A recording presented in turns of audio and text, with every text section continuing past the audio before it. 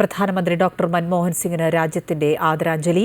നാളെ രാവിലെ 8 മണി മുതൽ AICC ആസ്ഥാനത്ത് പൊതുദർശനമുണ്ട്. സംസ്കാരം രാവിലെ 11:45 നിഗംബോധ് ഘട്ടിൽ നടത്തും. രാജ്യത്ത് 7 ദിവസത്തെ ദുഃഖാചരണവും പ്രഖ്യാപിച്ചിട്ടുണ്ട്. അന്തരിച്ച മുൻ പ്രധാനമന്ത്രി ഡോക്ടർ മൻമോഹൻ സിംഗിന് ആദരാഞ്ജലി അർപ്പിച്ച് രാജ്യം പൂർണ്ണ ദേശീയ ബഹുമതികളോടെ നാളെ സംസ്കാരം നടത്തും. മൻമോഹൻ സിംഗിന്റെ മൃതദേഹം നാളെ രാവിലെ 8-ന് AICC ആസ്ഥാനത്ത് എത്തിക്കും.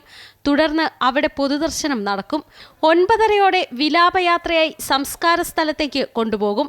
തുടർന്നായിരിക്കും സംസ്കാര ചടങ്ങുകൾ നടക്കുക.